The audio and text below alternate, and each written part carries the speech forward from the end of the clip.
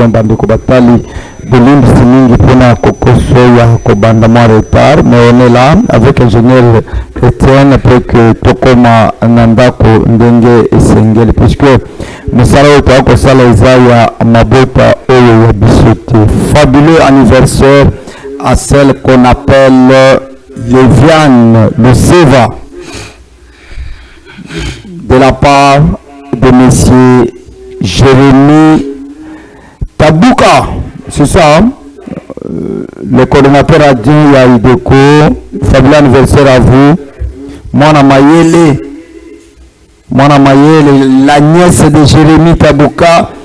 Fabuleux anniversaire à vous, longue vie, plein succès, que les dieux de toute inspiration continuent à vous inspirer. Mbekama Ela Mokuna Tokolia Tokomel Mabaï Bisibishoke, l'anniversaire il y a Léviane, le Seva, Bachende Castel Félé, à part champagne de contribuer qu'à 100 francs ya pamba. Mais Kolia comme na les chapiteaux, natine anniversaire il y a Léviane, il y a lui Ophélie. Et puis, bis à Transco au Félé. Il suffit seulement de contacter bis to orienté ici que vous allez là, au côté bis à Transco Félé, ok, au lia au Félé, mais pour la comme la champagne l'anniversaire naie au PCK 100 francs ya pamba. Cassé là au Félé. Ce qu'on met la kabago yana, benga bis après émission au to orienté le lengekani. Tokokende eko sepela. Merci na bakongo mane banso bozali ko na kobenga ngo condition te kasi yali lelenga ya kotalisa ete belingi manaka na biso tout moment bozali ko byanga biso prete to sala kasi ndenge senga makina bino kasi on a fait tout ya kozwa bande ko pe ba sali biso honneur ya ko boma makambo bale na yango pona akoya ko milela. Alors avis de recherche, appel à témoin. La famille Mwendembama et la famille Bofili lancent un appel à toute personne susceptible de nous aider à retrouver leur enfant divin, Likile Molezaka, âgé de 15 ans, porté disparu depuis le 24 juillet 2026. Dernier lieu de résidence commune de Ngaliema, quartier d'Elvaux, avenue Camp au Capi, derrière Foi-Vie. Le 24 juillet 2026 vers 18h, lorsqu'elle sortait à la maison. École au Alikotanga, School 2. Depuis cette date, la famille et sa nouvelle d'elle est profondément préoccupée de cette situation. Toute personne qui l'aurait aperçu ou qui disposerait de la moindre information pouvant permettre de la retrouver et prier de nous contacter immédiatement via ce numéro de téléphone plus 243 84 76 35 743 82 89 27 313 81 72 34 018. Nous vous prions de partager largement cet avis de recherche après que Ndeko Nabiso ya Mwasi Amonana Divine Likile. Bakoko ya parlons kongo bazana na problème numéro de téléphone pour. Na tindi bango na bulukulikimo na Mwaso. Natindi bakoko ya parlons Congo, natindi bakoko ya Congo, natindi bakoko bayoke la kanai. Toali na magie te to na linete mususu te. Natindi bino boloke la biso divine Likeli. Amonana. Soka amonani de ebinga ina bino to sololaka. Merci. Voilà, on est là déjà en direct. Voilà comment on a numéro Zalina Sa Itabike, Bokobenga. Kasina ba invité na biso mukolo malelo. Tokobeta masolo, la gouvernance du régime de Félix Antoine Tshisekedi inspire les changements ou les antivaleurs. Quels en sont les signes? Opposition congolaise divisée, union sacrée en difficulté de relever des défis de notre pays Alors l'avenir du peuple congolais en téléchargement, que faire? Qu'est-ce qu'il nous faut pour la relance du sol sur le sous-sol en République démocratique du Congo? Des invités, Tozalina Mona Congo, Clovis Mutomboano. Je rappelle qu'il est le président national de la dynamique des Congolais conscients pour le développement. Votre bien, madame. Mbote Mopanzi Sango Gelor Ntumba, alias procureur. Je déplore toujours, Tangu Toyaka Awa, les retards que nous consommons. Nous disons time is money. Amen. Et comme il m'a Nazali ko pesa ba Kongomani banso mbote ya awa pe ya libanda oyo to bengi diaspora ba oyo bazaka na libaku ya kolanda biso na chaîne oyo ope balingaka émission oyo Parlons Congo. Na pesi mbote na ba bingangola na biso oyo FRDC kolandisama na ba wazalendo lolenge bazali ko kausa makila na bango na ko bengana bimpulu munzo. Président Bikuluiji, les parasites terroristes du M23 sans aucun sens de patriotisme. Mokako Sonabino, nali kopesa lisusu mbote na ma base, ma belle mame, kindele mobimba, na campus Unikin, la colline inspirée. Merci. Merci. Tu as dit Tango fort. Congo qui inspire, jeunesse extra système. Bon problème, madame. Mbote ndeko Benoît et puis mbote na ba Congomani nyonso consciente. Mbote na ba nyonso bazali ko soutenir ba orphelin pour l'instant à travers Tango fort parce que bada ko soutenir ngaité. Tolobi campagne ezaka moko Zongisa orphelin classe. Nanzela ya Tango fort, il y a tant de personnes qui nous soutiennent. Ceux qui n'attendent moi comme Yami Balemisa tout aux égoïstes et aux alliés na 2G de l'X, DG Sey Royal, maison d'habillement de l'X, pour soutenir Bisso déjà à 8 charges, il y a 5 orphelins. Déjà, DG, merci à toi, continuez à soutenir Bisso. DG Sey Royal, maison d'habillement de l'X, Tozali na Maman Cynthia Poutou, je la Bisso déjà charge, il y a des orphelins. Merci Bissika Bizouamio, le dieu des orphelins va vous soutenir.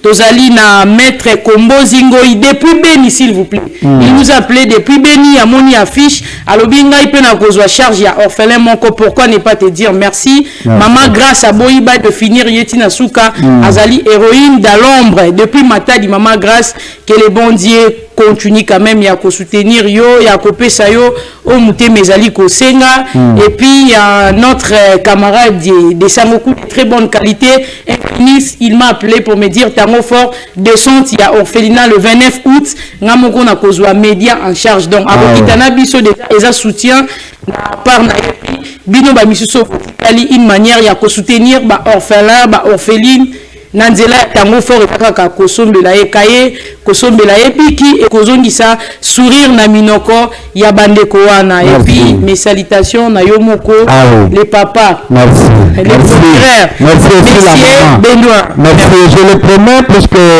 ce fera à Tango fort jeune extra système Namoni visite Bokomi Naba numéro, j'ai contacté les numéros mais sans succès. Je l'ai dit au courant de cette semaine, on m'a dit le lundi, mercredi ainsi que vendredi pour la cocotte en prison il y a Makala Kotalande Konatanael Onekomba et je l'ai dit ouvertement en direct Nakata émission le procureur près les difficultés du peuple na kozala na Makala pour la Kotala Mwana Congo Nathanael et puis na Kamizelo na Bakongo mani banso bazwa mikuna équipe à Parlons Congo et kokita kuna mukolo kozala annoncer na ba service pour que tout le monde moyen ya kokende kotala bande kona biso courage à eux Bazali bana mboka, c'est ça le combat politique. Pour être grand, il faut commencer quelque part. Ce que nous souhaitons, c'est étape. Il y a une étape qui est bloquée. Mais alors, est-ce que la gouvernance du président Félix Tshisekedi avec son régime inspire un changement ou les antivaleurs? Okay. Merci, monsieur le procureur.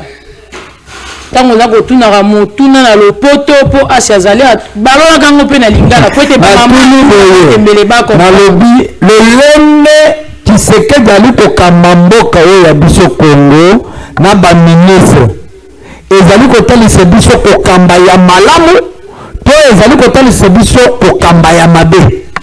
Merci Ndeko Benoît. Wana nazali ko répondre avec précision pour na kosunga ba Congomani nyonso o batinda ka ngai nde molobeli ngai tango fort molobeli tout jeune congolais bisika nyonso bizwa bino mutu nyonso azana moins de 45 ans ngai nde mama la bango molobeli mama Jessica Nakati andeworo ya Congo ministre jeunesse plus de 45 ans ngai nde molobeli na grâce Poutine ngai nde molobeli ya grâce Poutine ye ministre na ngai nde molobeli na ye akokata kasi ngai nde molobeli kaka na lobi bo retourna nga mituna ba réponse ko oui. OK. Tozoni na papa na biso le suprême le président de la République. Motuna tunami papa mokonza moka ko luka ko eba ete lolenge na yo ya ko kamba biso na République démocratique du Congo. La instruction na ye. Ba lolenge na ya ko sala makambu nyonso na gouvernement na ye est-ce que eza ko promettre ou eza ko bangisa biso. Oh là là. Ndeko Benoît. Tango yiso na boka kana etando ike koloba ete dans leur discours tant na koloba na discours na bango na za komona ba politiciens. Aujourd'hui nous parlons de président de la République, je vais être franc, je suis de l'opposition. Nous parlons de président de la République comme en tête. Mais il ne gère pas ce pays seul. Vous voyez, c'est lui qui est instruit. Exactement. Ce qu'il y a en place, on dit dans le baraké, atika kosa de la biso politique à Mawa. Tant qu'on a kosa la politique à Mawa, on a BBC. Ndeko Benoît BBC. L'objet va il y a Félix Antoine Tshisekedi, le président. Même quand BBC qui est là, Ndeko Benoît. Alors parce qu'on a juste l'analyse, il y a yemoko, l'analyse, il y a bango nyonso. Na Kabuya na kati. Bango nyonso. Te Kabuya n'a jamais géré ce pays. Agira ta boutique, t'es Augustin Kabouya, je vous salue mon papa. Agira ka IDPS. Soki to kotanga Congo. Soki to kotanga ba ministre nyosote. Ah yo lobi matara ba ministre. Tanga na kodiembela wana de changer discours. Non mais ba ministre ba utaka na ba parti politique c'est connu de tous. Papa Augustin Kabouya, tanga ko analyser dossier na motu ne utaki koto. Nga na ka analyse. Soki to kokota point papa Augustin Kabouya na koya sima. Nazonga na o azali motuya qui est le président de la République. Toza komona mandat ya papa pendant 7 ans 8 ans au consommé, je ne saurais pas être hypocrite.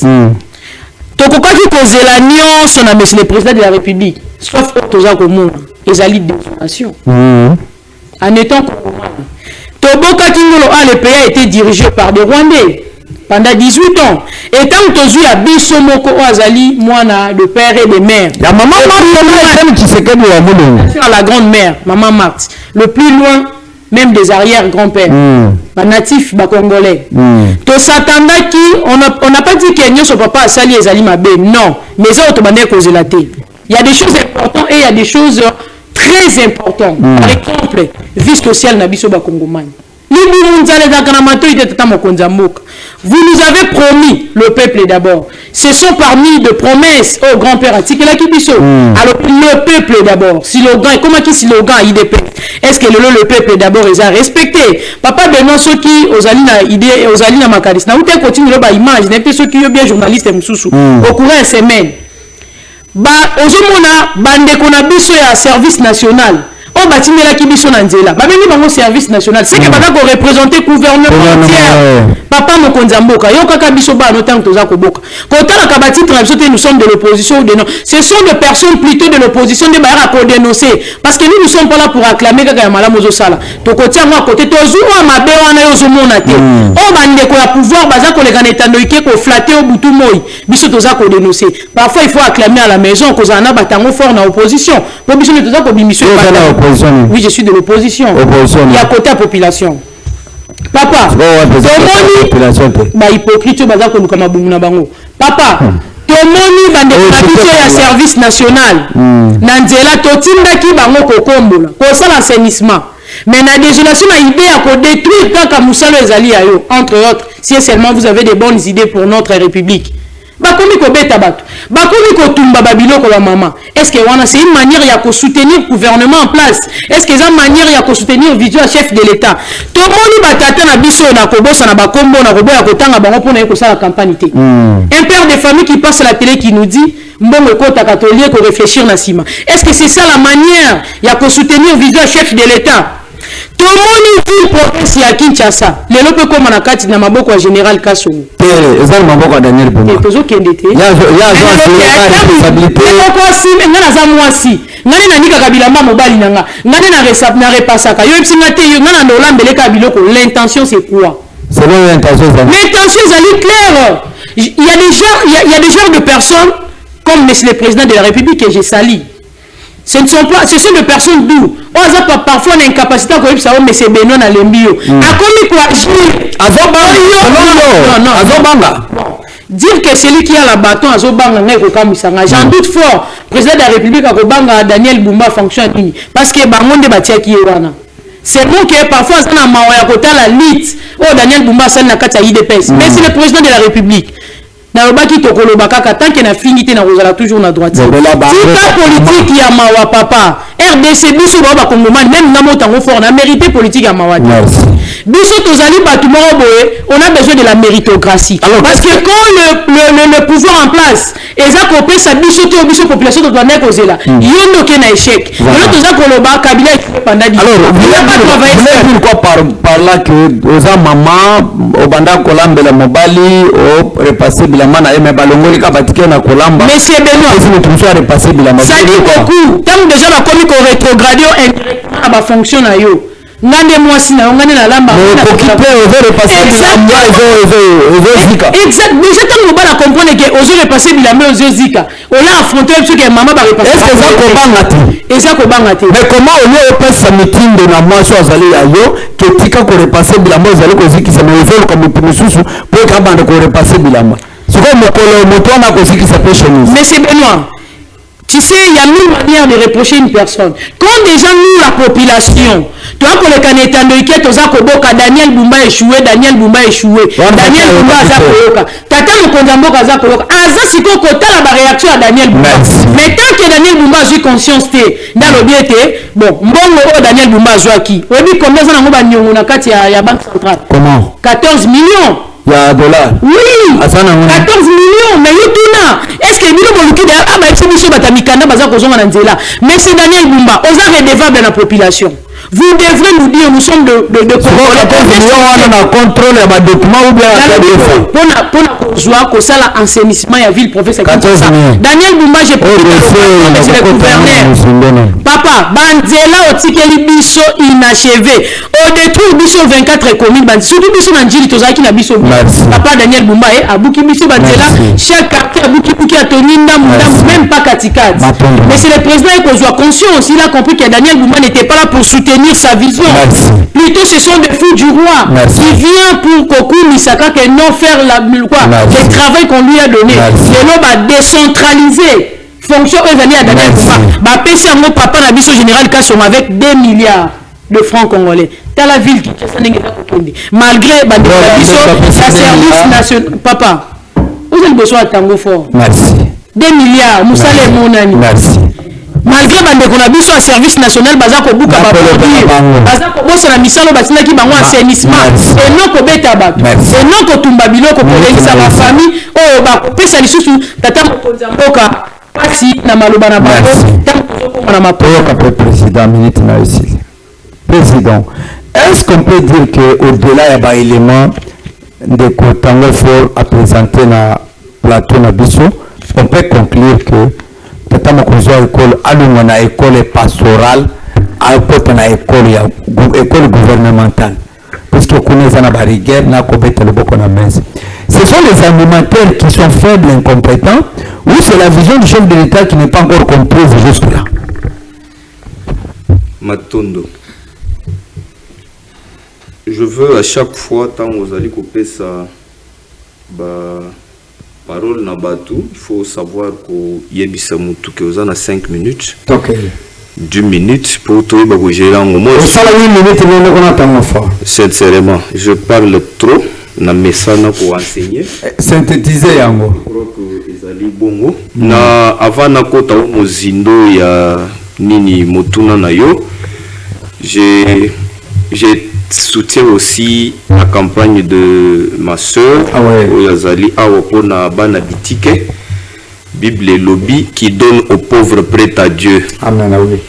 Ba oyo nyonso batu ya motema malamu batu nyonso ya motema malamu bapesa bana owana parce que chaque individu azali orphelin okozalaka pe orphelin un jour tu peux être orphelin de père otikala na mama tu peux être orphelin de deux pères alors tozala na mawa owana po balobi soki olingi opambwama bato oyo bazali vulnérable neti ba owana azali Dieu de pauvres et des orphelins alors soki olingi omona mawa na ye misala na ye efuluka nini ordonnance ebima na kombo na ye sike parfati mokontombono sala eloko wana soki bapesi jeunesse na maboko atango fort tolobi awa boye que na nyonso na yoki ce qui m'a fort intéressé plus na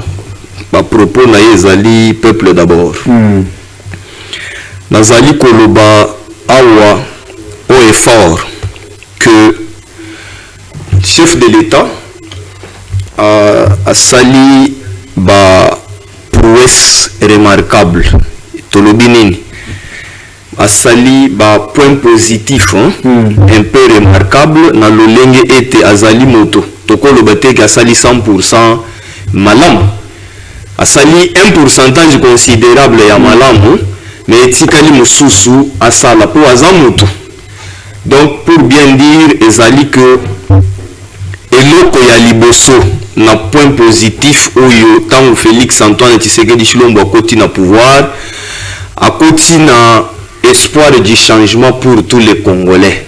Ndenge ndeko alobi awa à l'entame ya nini na ya l'entrée de son jeu alobi un Congolais de père et de mère. Elle reconnaît ici au effort que nous avons été dirigés pendant 18 ans par un non-Congolais.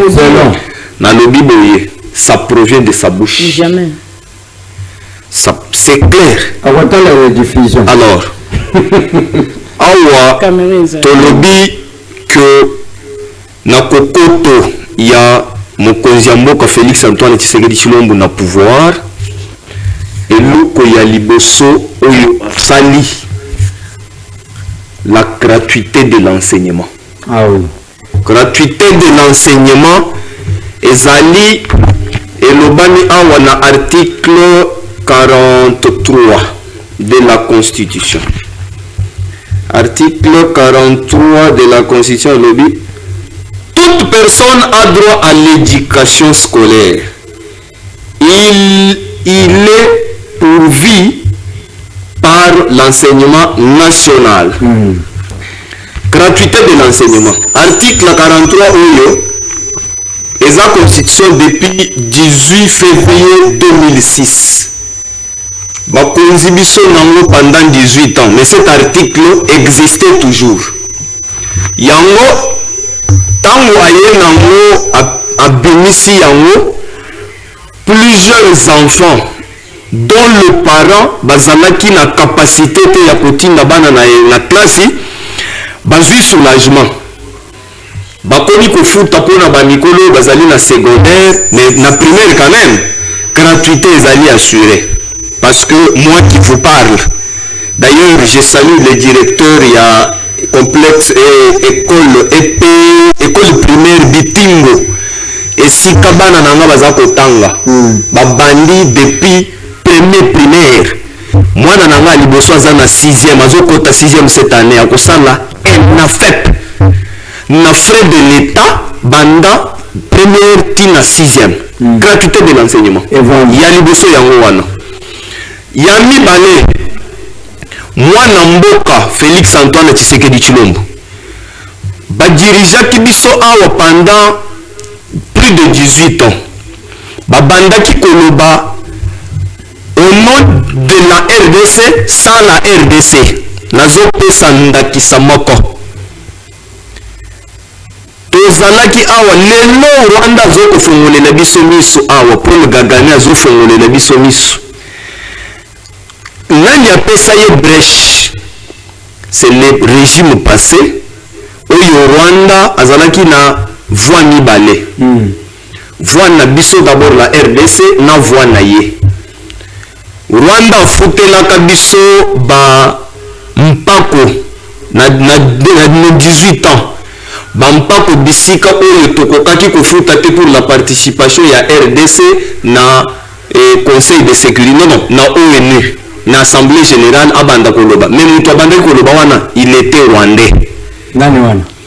Na lobia makambo na bango soki olingi otanga kombo ya un rwandais, soki olie malamu te okoloba yango lokola popcorn.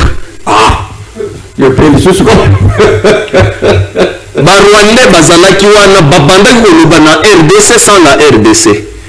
Félix tango koti balobi na ye baza oiseau voyageur, pigeon voyageur, atamboli na bavion awa au risque péril de sa vie, de manière que RDC ezonga na concert de grande puissance. Alhamdulillah, Dieu merci. Lelo oyo, grâce na ba voyage oyo baza koloba ke pigeon voyageur wana, l'RDC ekoti na concert de grande puissance. Touti ko sala passation ya présidence tournante ya conseil de sécurité de l'ONU. Il a porté une insécurité à l'Est. Papa, tu es devant un spécialiste de relations internationales qui en maîtrise bien. Yoko ki koyeba solution ya interne de ton pays, mais moi j'ai le monde au bout de mes ongles. Ça veut dire quoi? Bokoyeba vérité, na lobi boye. Vous connaîtrez la vérité et la vérité vous affranchira. Mon peuple meurt faute de connaissances. Nous avons un seul principe dans le monde scientifique. Soit tu connais exactement, soit tu ne connais pas. Tais-toi. Nalobi, je parle parce que je suis enseignant. Monde je ne peux pas me perturber, monsieur. Je suis tout droit sur le pouvoir. Nalobi na okanga je parle. Si tu considères mais moi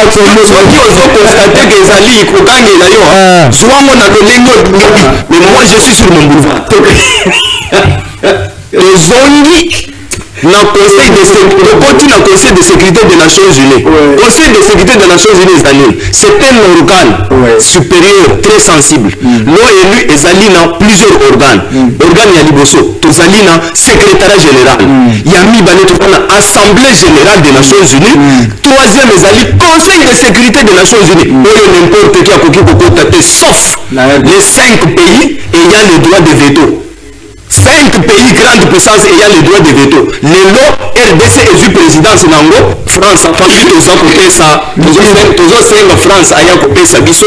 Par rapport, d'abord un conseil de sécurité est un organe qui parle de la démocratie et des droits de l'homme. La planète Mudimba Terre. Et ça le cola organe de société awa. Na lobby Yami Balé Yangwana, gratuité de l'enseignement Yangwana, Yami Balé, Tokoti na concert de grande puissance. Tokoti Kotika, présidence tournante na Éthiopie, il y a conseil de sécurité des Nations Unies. Yami Sat, président Félix, Abotoli Bakare Migné. Oyo ezalaki na maboko ya ba individu de mauvaise foi, notamment oyo babandaki kolinga mabumu na bango au service des étrangers. Kabunda awa Félix oyo tozongisela ngai kare minye mbonani nanga lisusu amemi minduki o kare minye nanga Kabila o Kashamata Kingakati et tout ça Dan Ketler oyo azalaka le tout puissant na monde ya mine pendant plus de 18 ans na mboka oyo. Merci. Tozwi tobotoli bakare ninye wana. il y a Miss 4e et 5e, na lobby, ba totali rocade, kende na mbudi, tana rocade, au monde na rocade, il faut que tana, tant que vous avez journaliste, kende kutana na ACGT, Agence congolaise de grands travaux, au Senga d'abord, Mukanda ou Pesi Bango, Ndingisa, Basala et quantité présente comme journaliste, Peso ba élément nyonso durée ya musala, na total ya mbongo ba financer, oya ko de lango awa. So bozo bête la kende ba ko pesa. Moi je peux t'orienter. Moi ya ben sabato na peut finita pona ka. Na le rocade. Oyo na lo ba lisusu pona chité na ba point oyo esali madame te. Tozali na ba infrastructure oyo asali. D'abord atongi les universités na standard moderne oyo monsieur Kabund aza koloba que au lieu bande ko bandia masango et autre chose azokende kozoba million atia na université Inikan, université de Kanama. Or balobi un peuple non instruit est plus qu'une bombe atomique. Il y a liboso, il faut instruction du peuple. Instruction il est capable de la bande de l'école, non? Au côté de ceux qui peuvent devenir finalement de retour, tu as quel niveau d'études? Merci. Il y a Misak, cité par la présidente. Basali un bâtiment en dehors il y a ministère, il y a justice au Tozan Angwa na Gombe. Babinisi palais de justice au Basali na okatanga principalement na Lubumbashi oyo aki kosala ruban symbolique au poisala inauguration na yango deuxième palais tana lolenge ezali ba infrastructure les a copilé ndenge tolobi lokola mayebo mais na lobi lisusu boye baka ya détournement oyo ndeko alobi tozobenga yango les cas isolés balobi aye na gouvernance ya pasteur na koki kota pour appuyer d'un côté na ndenge que le chef de l'État azali na mawa mutema munene. Merci. Soko akocha ba rigueur et kozala malamu pour que nyonso oyo kosala pour l'intérêt du peuple mokolo ya suka il va rendre compte devant son peuple. Merci. Merci président. Alors, demain madame, tango fort a été par rapport à bâtisseur. Ça, je dois le dire fort que na baluki lobina lelo na Kishasa bande kwana c'est-à-dire biso mokonde to ali komi bomela mboka na bandiri ki biso mokonde to ali ko bomela mboka na biso na tambele na route matadi bisika bande kwana bali ko longola salite babengani batu nyonso bakomisi balabala yenze balabala efungami okotelema na DGC obwaki miso na yo omoni na entrée ya kante yake okende pa ya mukantombo na lobi etelemi na re ya DGC soko oza na miso makasi lokolo ya biso okomoni pa ya mukantombo faci beton naza vaze na ye otelemi toujours na DGC wana obwaki miso omoni are sola obwaki miso omoni voici l'homme hôpital ya monene oyo topesi mboka bato bonso bali kosire sapato bakoteka mampa na balabala nzela efungwami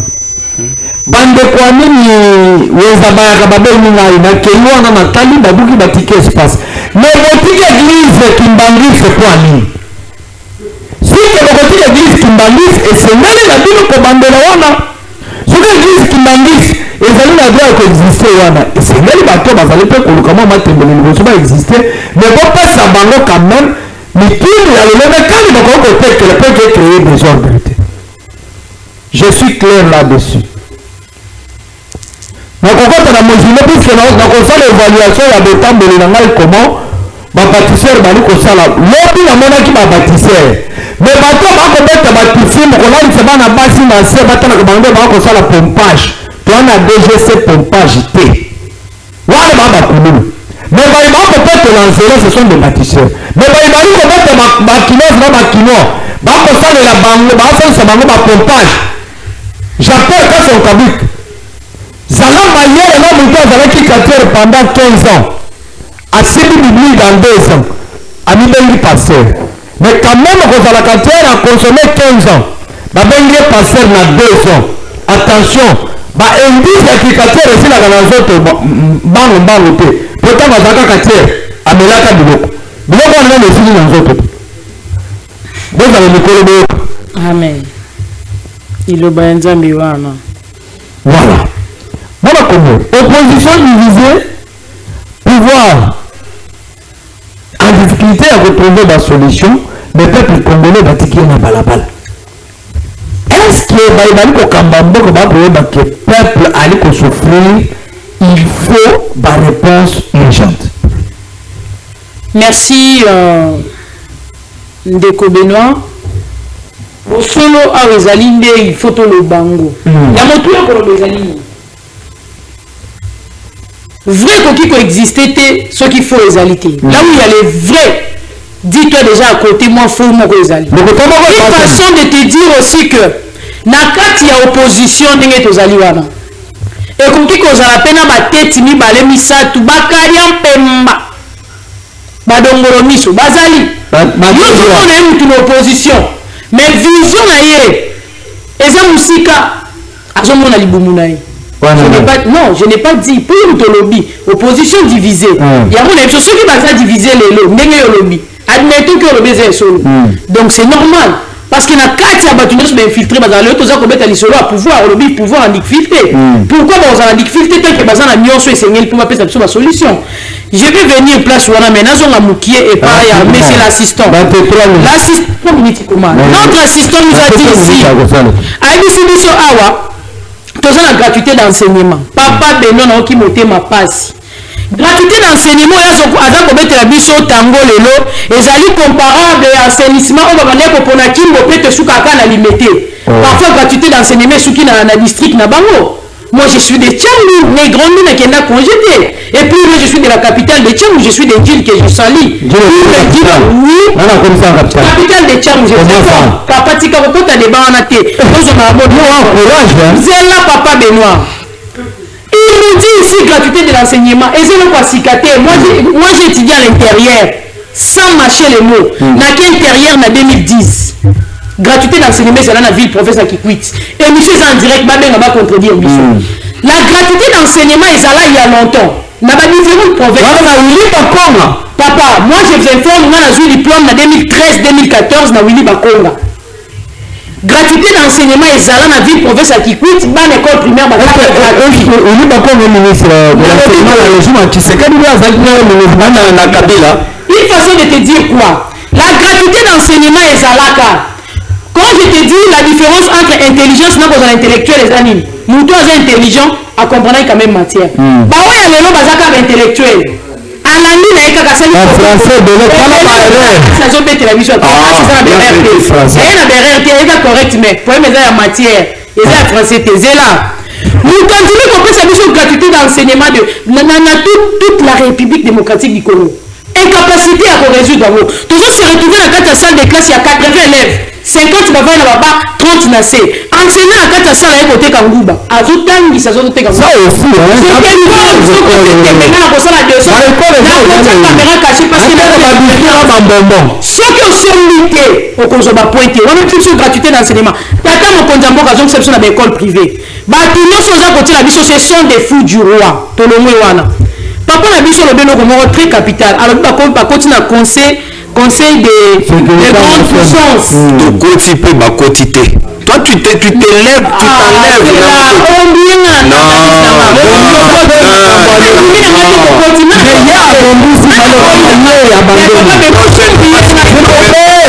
S'il vous plaît.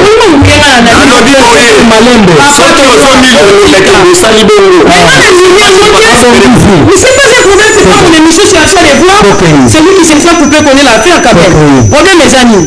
L'objectif principal, il y a diplomatie sans population congolaise qui est causée là. Et ça guerre à Est. Et là. Mais ça ici papa a vu sur ma voyage belé, tant la grande bazar pour ça. Comment on peut percevoir contre la grande puissance tant que notre pays a tellement de problèmes. Il y a moi qui mis le je me retrouve pas dedans. Quand il parle même indépendance, parce que notre pays n'a jamais été indépendant pour moi. C'est ça que propos dans l'analyse. Toutes nos décisions et où derrière, indépendance, nous disons ça. Nous avons les points de vie. Nous avons des positions et derrière. Ma position, ma réponse, c'est là ma position. Donc, voter papa Benoît, maman, tango fort. On a indépendant.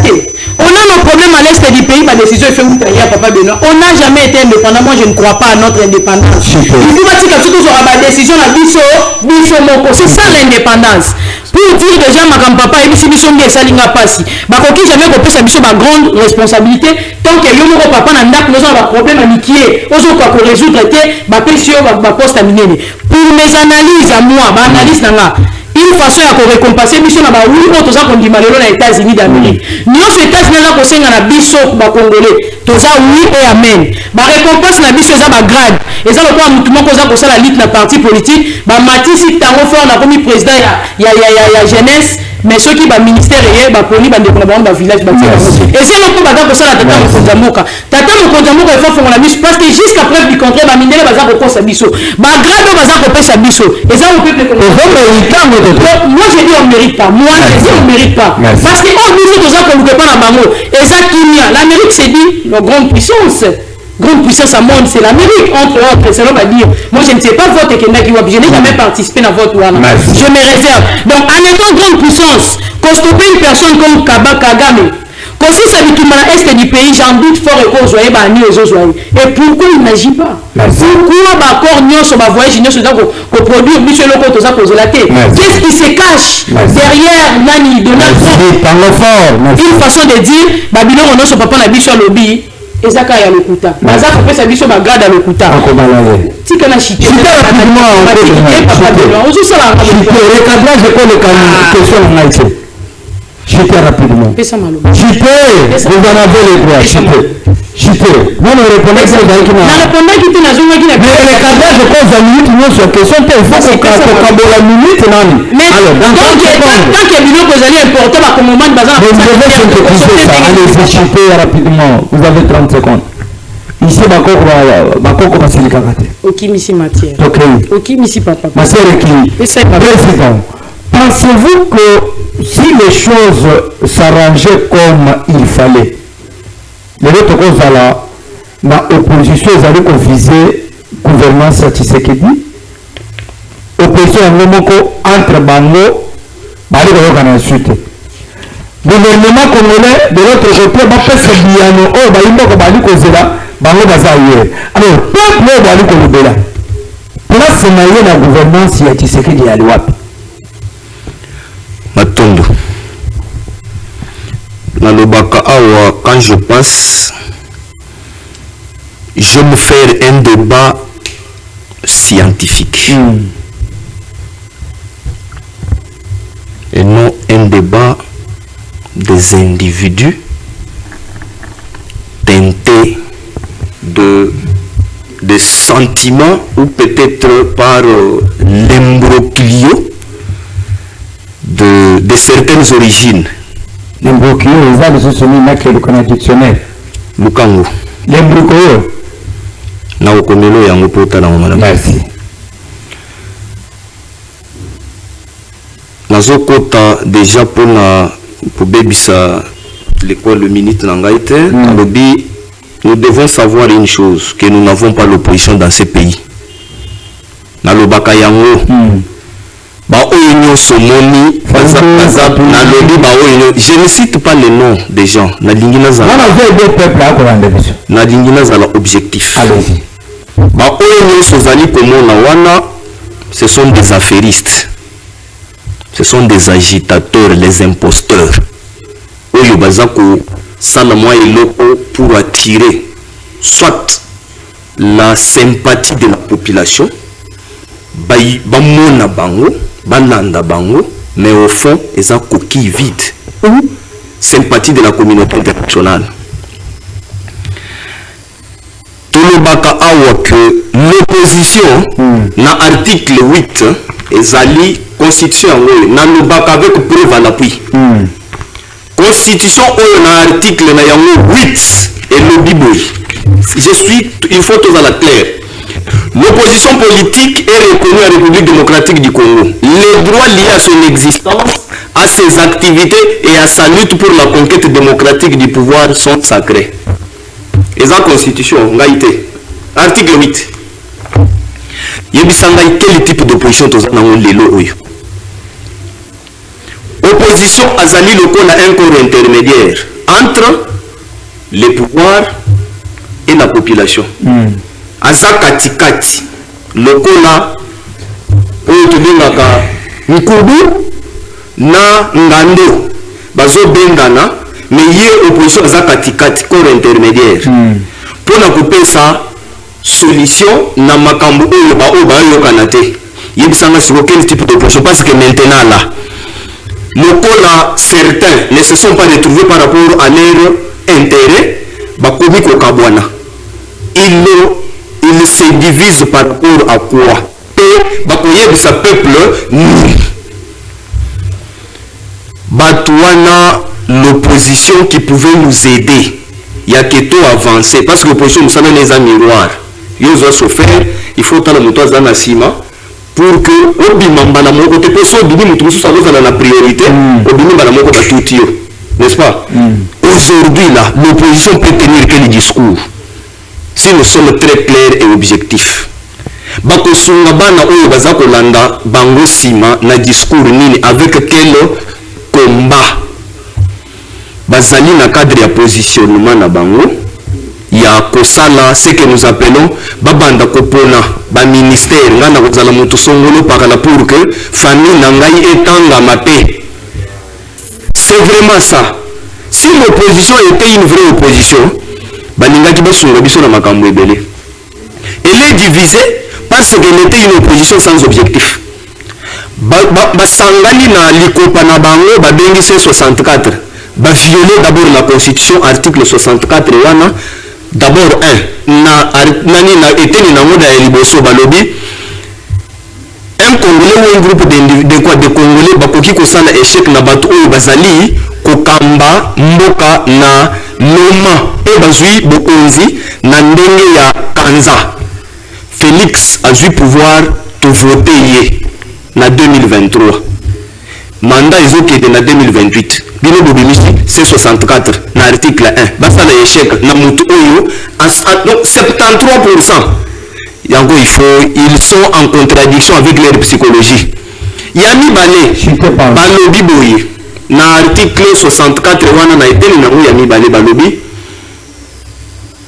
tout renversement du pouvoir constitutionnel constitue ce que nous appelons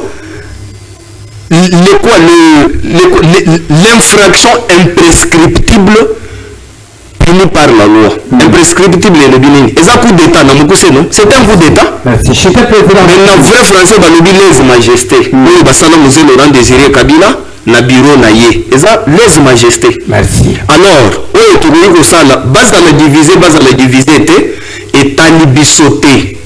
L'opposition n'existe pas. Bazaba affairiste, un club des aventuriers. Merci. Sans vision, ni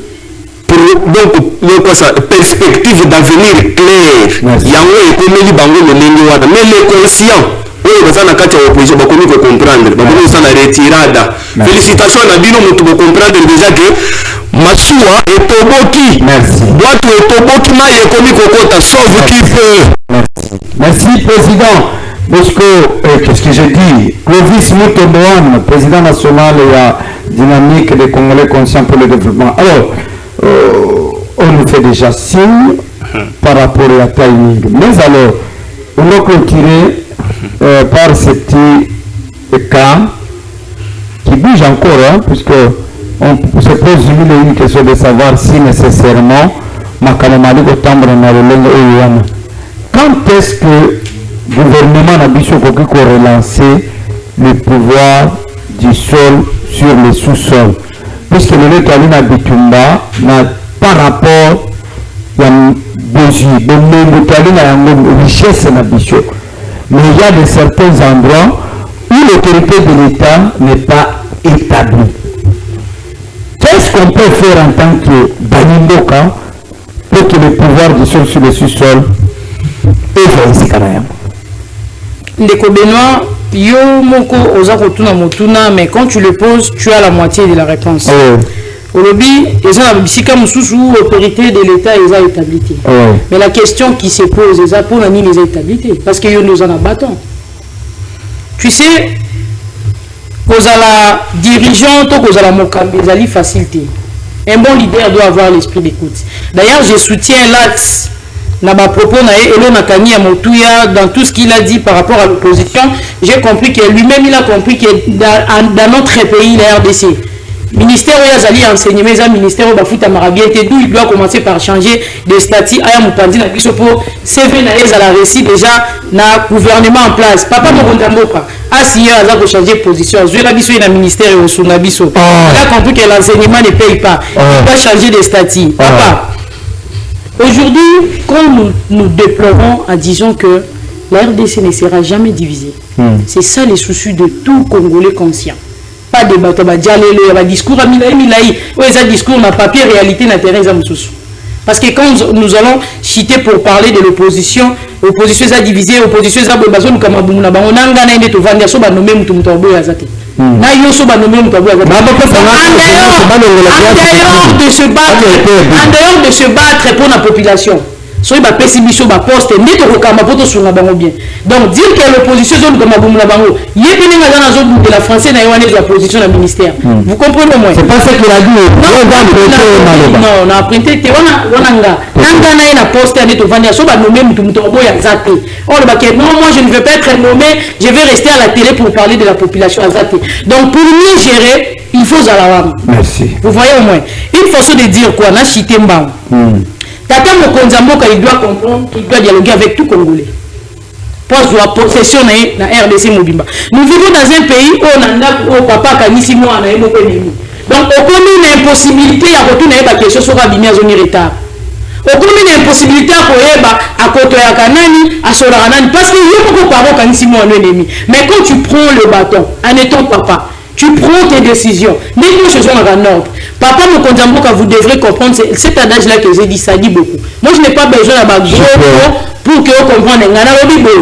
Il faut se rendre à c'est une obligation parce que je suis congolais. J'en fais pas. On n'oblige pas le chef. Non, na senga tata nanga. C'est la droit na biso. Vous avez utilisé le droit na ngai. Qu'est-ce que c'est droit na ngai? Droit na ngai est obligé. Papa déjà. Mon amour pour papa quand on a congolais, nous continuer quand on a possession na toute étendue de la RDC. Parce que dernier mot na ngai c'est pour conduire. Ah oui.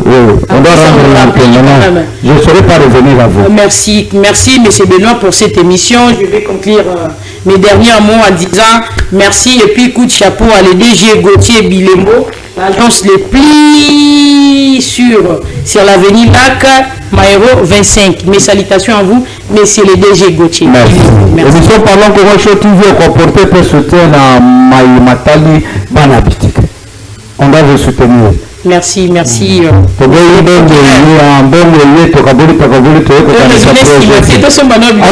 président Clovis Mutombo, les pouvoirs qui sont sur le sous-sol, et ça le minéré, et ça la maille, le temps habitué à minéré, le béco dans la banzité à maille. Précaution aux alignées n'a pas eu qu'au Cambabis.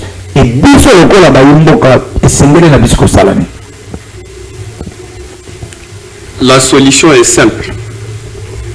La solution est simple, est le changement de la constitution. Il y a un peu le changement de la constitution. Le pays a été vendu. Nanobaka Awa, je suis assistant de recherche. Nasalaka ba recherche tout. Awa Balobi, accord de paix entre le gouvernement et le Congrès national Otobenga, le M23. Yangoyo. Ba eza original, ba oyo bakolinga eza awa. Je suis seule bibliothèque. Yangoyo. Mutu asinya ya matalanga na sima. Pendant 18 ans ya Kabila, monsieur Oyo Raymond Tshibanda Ntunga Mulongo pour le compte du gouvernement congolais, Tshibanda Ntunga Mulongo Raymond azalaka ministre de la coopération internationale.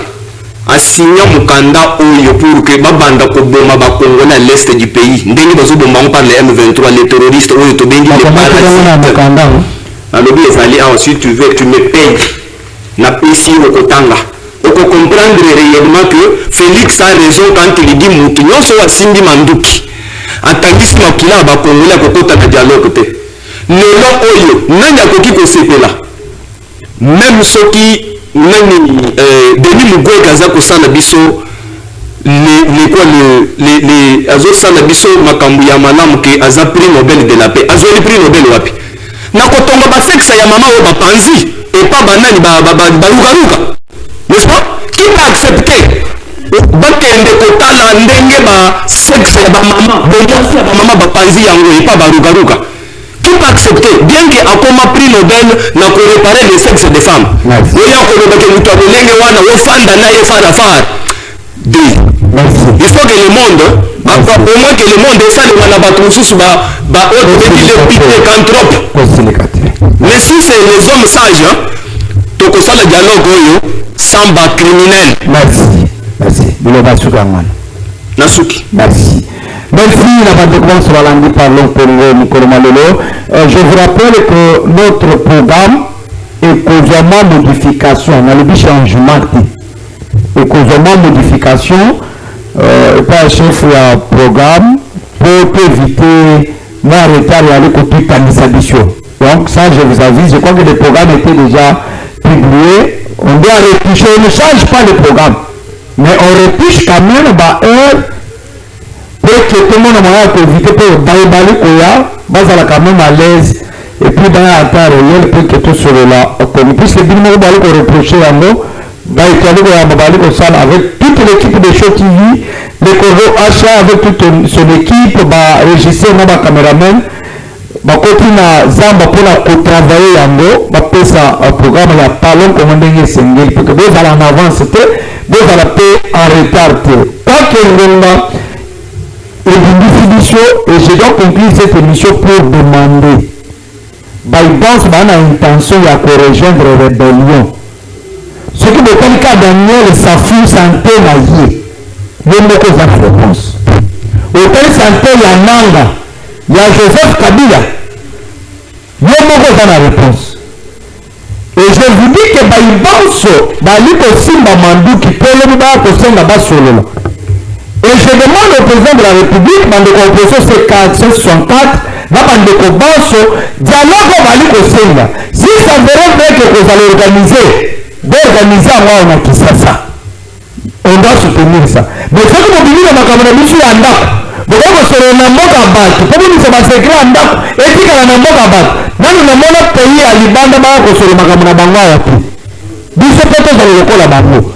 Et je dis au président de la République, bosungana biso ete makambo maso oyo wana dialogue esala mandela kisasa soki mopeli province moko na Congo bokesala dialogue ebima bafrontière na biso te ça sera un complet contre la nation bosolola awa makambo na biso ya mbula boetikala la révision de cette émission sur les intérêts de Show TV à minuit. Merci la présence et chargé de communication quoi que moi Mbembe Moulaï.